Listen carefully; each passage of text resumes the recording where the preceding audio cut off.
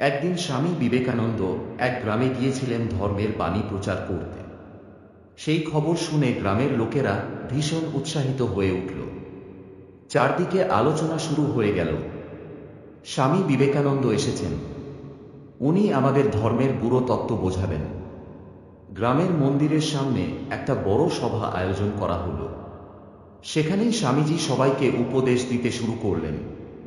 পবিত্র ধর্মগ্রন্থ পড়া ভালো, প্রার্থনা করাও ভালো, কিন্তু আসল ধর্ম কি জানো? মানুষের সেবা করা, একজন ক্ষুধার্তকে খাওয়ানো, একজন দুঃখীর মুখে হাসি ফোটানো, এই হলো সত্যিকারের ধর্ম।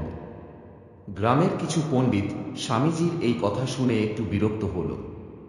একজন পণ্ডিত বললেন, স্বামীজি, আপনি বলছেন মানুষের সেবা করাই ধর্ম, কিন্তু প্রকৃত ধর্ম তো আত্মশুদ্ধি, ঈশ্বরের ধ্যানে লিপ্ত হওয়া। খাওয়া দাওয়া তো নিতান্তই শারীরিক চাহিদা। আরেকজন বলল, হ্যাঁ, সত্যিকারের ভক্ত হলে ক্ষুধা সহ্য করেও ঈশ্বর চিন্তায় লিপ্ত থাকা উচিত। স্বামীজি একটু হেসে বললেন, ঠিক আছে, আমি এক পরীক্ষা নিই, তারপর বুঝিয়ে বলবো। তারপর স্বামীজি গ্রামের একটি দরিদ্র ছেলেকে ডেকে আনলেন। ছেলেটির গায়ে ময়লা জামা, চোখে ক্লান্তি, শরীর দুর্বল, স্পষ্ট বোঝা যাচ্ছে সে দীর্ঘক্ষণ কিছু খায়নি। স্বামীজি জিজ্ঞেস করলেন, বাবা, তুমি ক্ষুধার্ত? ছেলেটি মাথা নিচু করে বললেন, হ্যাঁ স্বামীজি, সকাল থেকে কিছু খাইনি। স্বামীজি তখন গ্রামের পণ্ডিতদের দিকে তাকিয়ে বললেন, এখন আমি চাই আপনারা এই ছেলেটাকে কিছু ধর্মীয় উপদেশ দিন, গীতার শ্লোক শুনিয়ে তার আত্মাকে শান্ত করুন। গ্রামের পণ্ডিতরা কিছুটা বিব্রত হল। একজন একটু কেশে বললেন, স্বামীজি, এভাবে কি ওর ক্ষুধা মিটবে? স্বামীজি বললেন, তাহলে ওর প্রথম দরকার কি? ধর্মগ্রন্থ না খাবার? সবাই একসঙ্গে বলে উঠল, খাবার। স্বামীজি হাসলেন, এই তো হলো আসল ধর্মের শিক্ষা। যখন কেউ ক্ষুধার্ত, তার কাছে ধর্ম মানে খাবার।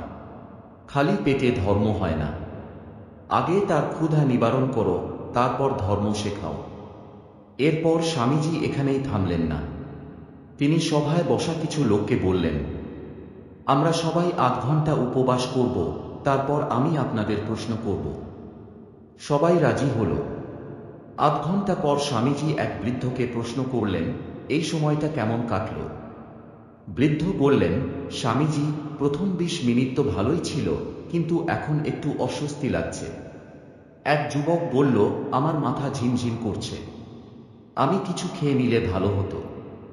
স্বামীজি হাসলেন, এই ৮ ঘন্টায় কেউ কি ঈশ্বর চিন্তা করতে পেরেছেন? সবাই একসঙ্গে বলল, না, ক্ষুধার চিন্তায় মন বসছিল না। স্বামীজি বললেন, তাহলে বোঝো, যার পেটে ২ দিনের অভুক্ত ক্ষুধা, সে কিভাবে ধর্মচিন্তা করবে? যে ক্ষুধার্ত, তার কাছে ধর্ম মানে এক মুঠো খাবার। এই কথা শুনে গ্রামের লোকেরা সত্যিই অনুতপ্ত হল। তারা বুঝতে পারল, স্বামীজি শুধু কথার ধর্ম শেখাচ্ছেন না, তিনি বাস্তব ধর্ম শেখাচ্ছেন। তারা সেদিন থেকেই প্রতিজ্ঞা করল, এই গ্রামে কেউ অনাহারে থাকবে না। সবার আগে মানুষের ক্ষুধা নিবারণ করতে হবে। স্বামীজি শেষবারের মতো বললেন, আমরা ঈশ্বরকে মন্দিরে খুঁজতে যাই, কিন্তু তিনি আছেন সেই ক্ষুধার্তের মুখে, যে অপেক্ষায় থাকে একটুখানি সাহায্যের জন্য। আসুন আগে মানুষকে ভালোবাসতে শিখি, তবেই প্রকৃত ধর্মের বোধ আসবে। খালি পেটে ধর্ম হয় না। আগে মানুষের মৌলিক চাহিদা পূরণ করতে হবে, তারপর ধর্মের কথা বলতে হবে। ধর্ম শুধু প্রার্থনায় নয়, মানুষের সেবা করাও ধর্ম।